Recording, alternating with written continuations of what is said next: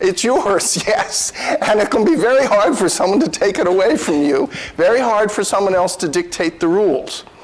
So that was an interesting situation. It turns out that Reagan and the newspaper had a kind of deal going about who was going to appear, and someone else wanted to come in and do it, and Reagan said no, no. And instead of going into some long drawn-out argument, he simply said, I paid for this. End of stochastic debate. That was it. And that individual and others did not get up on that stage. When the gentleman called our recollection to the usual effects of the concession of powers and imputed the loss of liberty generally to open tyranny, I wish he had gone on farther. Upon his review of history, he would have found that the loss of liberty very often resulted from factions and divisions, from local considerations, which eternally lead to quarrels. He would have found internal dissensions to have more frequently demolished civil liberty than a tenacious disposition in rulers to retain any stipulated powers. Let's put aside the truth of that claim for a second and say, what topic or topics might he be invoking here? Yeah, it seems like post-fact means looking backwards, and also like some degree didn't go far enough. Yes, so to some degree, if you're looking back and you're seeing what, you're looking at a cause and effect relationship, I would say. That's one way to put it. And it's an example. Now, he doesn't give a specific example here, but he's saying review of history. You know, that's a tricky thing to do, because sometimes you say, if we look at history, we will find, and then you look at history and you don't find that, or you find an exception. But here, Madison wants you to look at history, and he says this. Yes. Let's just do one more, and then we'll stop. Bottom of 81 on the right column.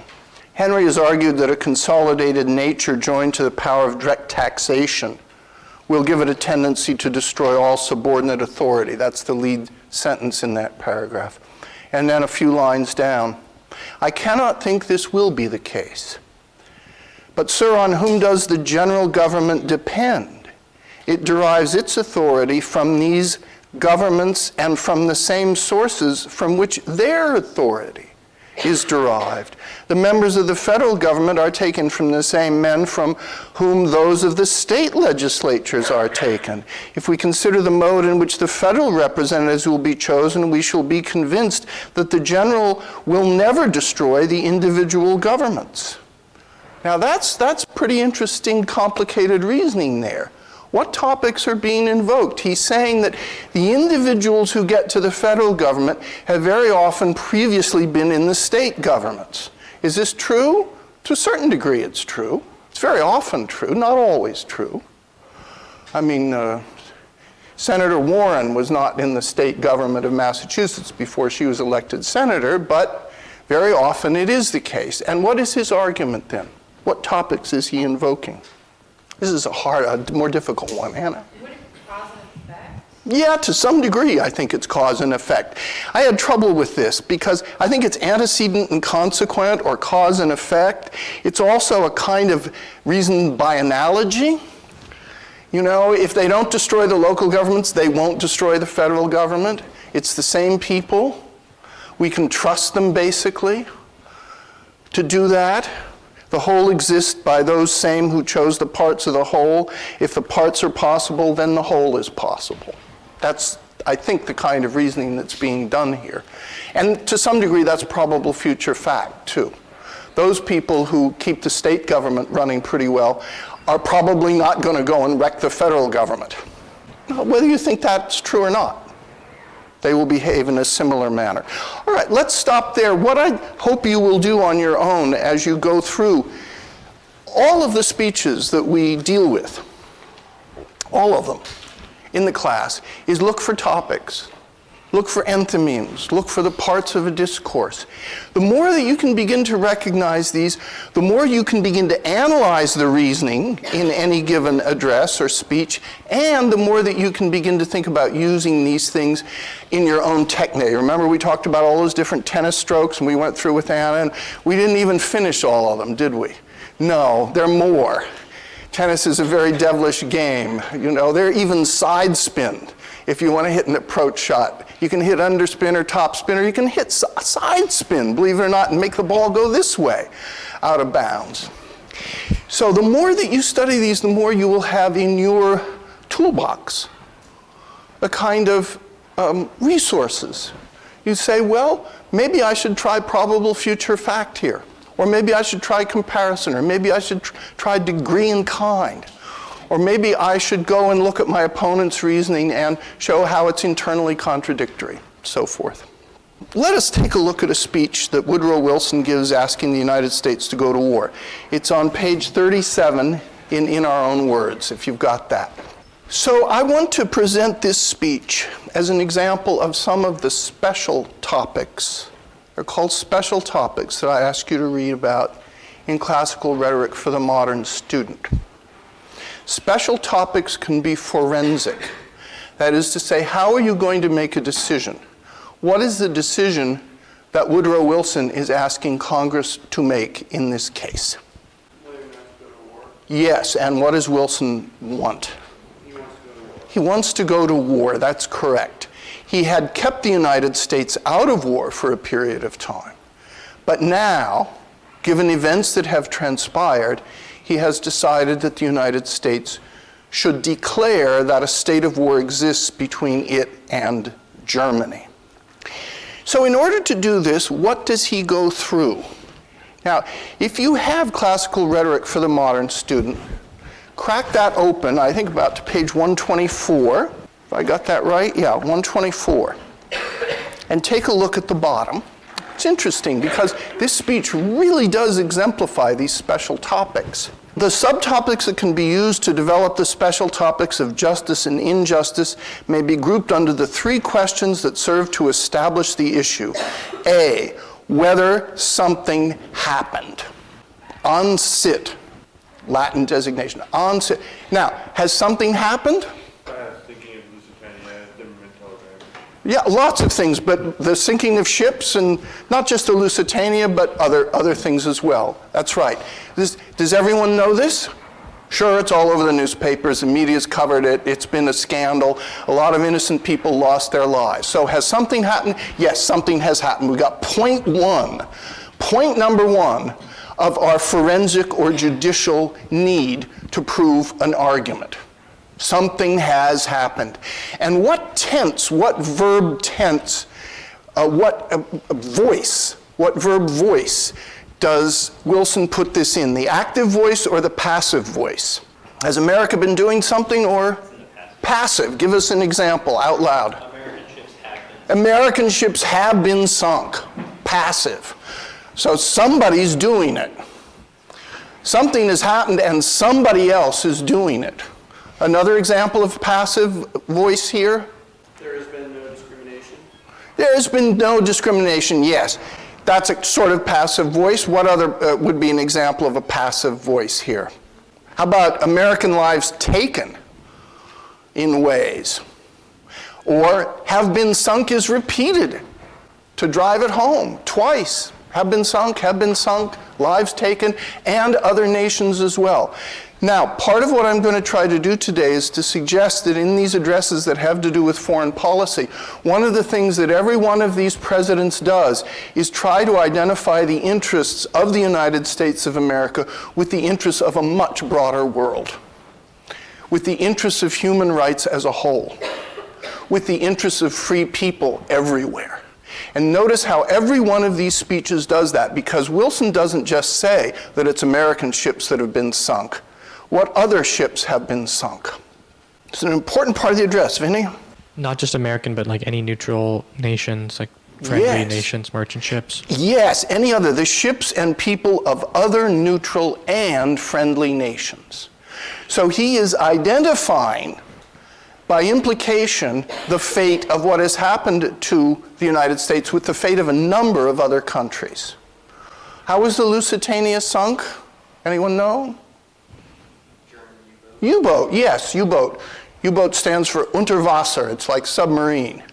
They're U-boat, and the U-boats were very dangerous things in World War I, and continue to be, of course.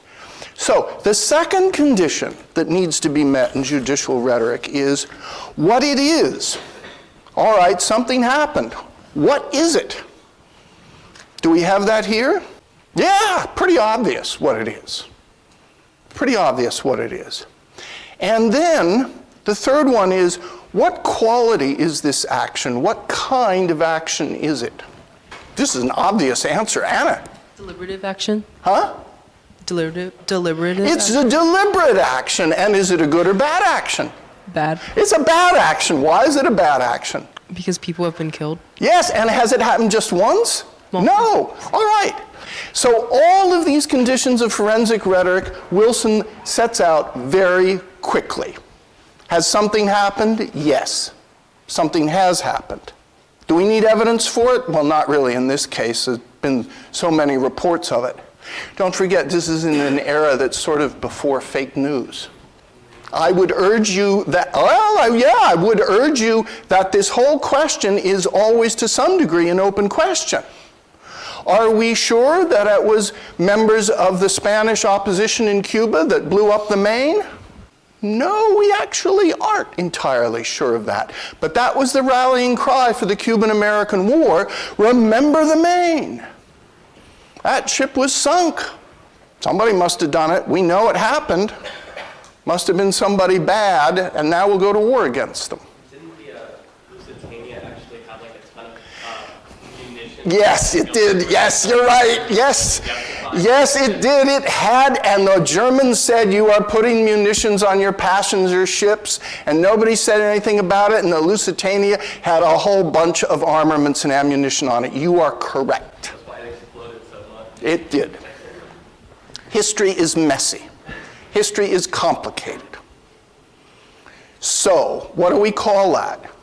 You might call it a human shield. You might call it that.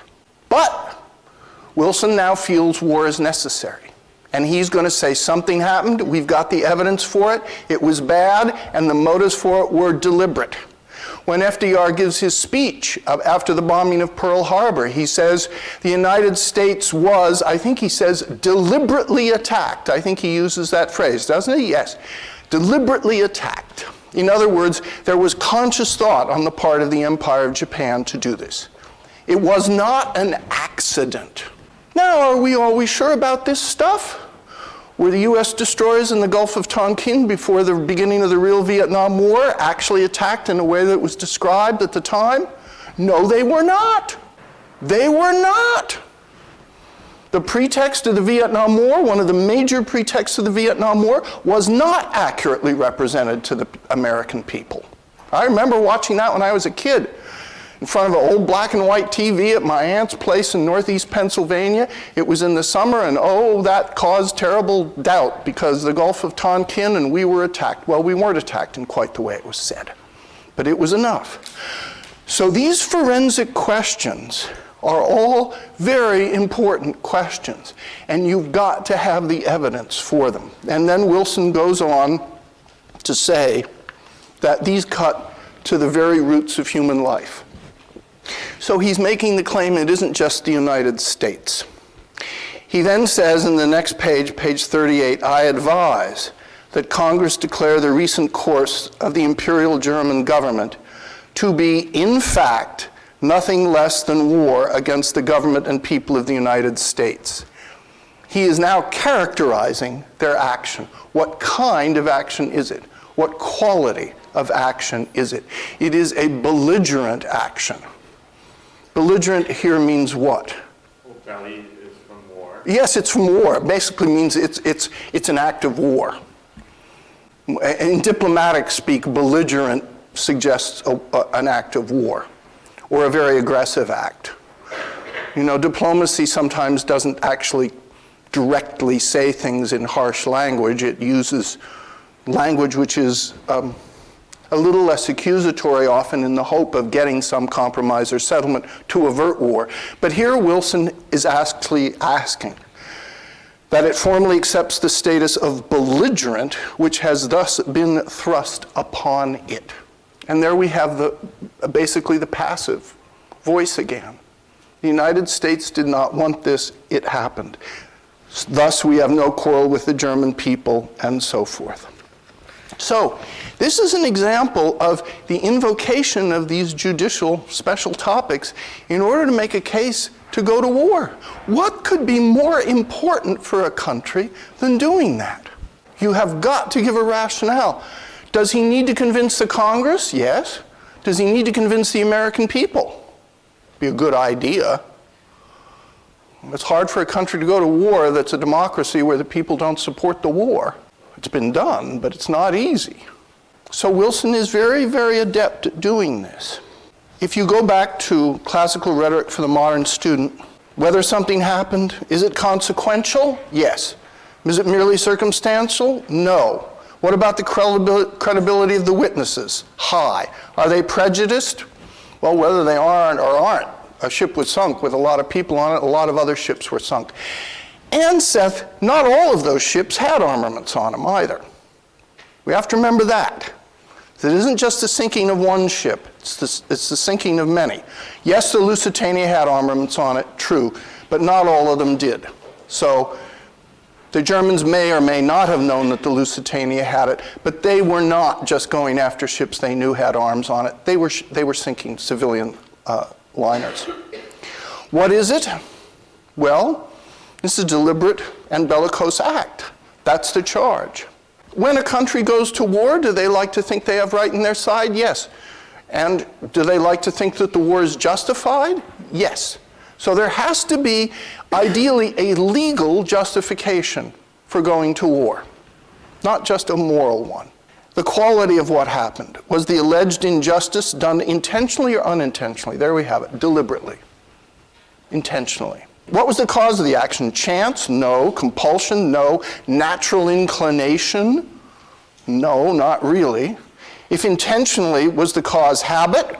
Well, maybe, if they've been doing it, but not blind habit. Deliberation? Yes. Passion? I don't know. Appetite? I don't know. But it was deliberate act on the part of the German Navy. What is the wrongdoer's motive? Profit? Revenge? Punishment? Pleasure? What's the motive? What would be the motive for the Germans to sink these ships? Punishment? Yeah, punishment to some degree. Punishing who? Why? Punishing any ships that they believe to have munitions on it for helping out the opposing side. Yeah, or maybe not just munitions. Maybe things like food that come in and munitions that go out, or coal that comes in or coal that goes out, or trade. You know, you cut off a country's trade, no matter what it is, you isolate them, you can blockade them. And that's punishment. What did the United States do in the Cuban Missile Crisis? They created a blockade. Was that an act of war? Yeah, probably. A lot of people, yeah, Philip? I mean, they technically call it a quarantine. Yes, they called it a quarantine. Oh, language. They didn't call it a blockade. They called it a quarantine. A quarantine is used in what circumstances traditionally? Containing an illness. Containing a disease, yes. Containing something infectious, you know, like medium-range nuclear weapons. That was called a quarantine. It was a blockade. It was a dicey move, Seth?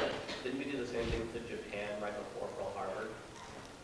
I thought we had like a blockade on them for like their trade for gases or something. I don't know. It may have to do with what they were doing in Asia, in China and Manchuria, elsewhere. I'm not aware that we had a naval blockade of the entire island of Japan. I don't know. It was more like economic sanctions. Economic sanctions, yes. There were economic sanctions, and the Japanese were upset about that. That's certainly true. We have sanctions on countries today, on North Korea, on Iraq. Many countries can sanction other countries for reasons they feel are necessary, but in order to put those sanctions on, they need to go through these judicial special topics. What's the evidence? Is it a bad action? Did it happen by accident? Is it deliberate? And so forth. I will pass over quite quickly FDR's speech I ask you to look at.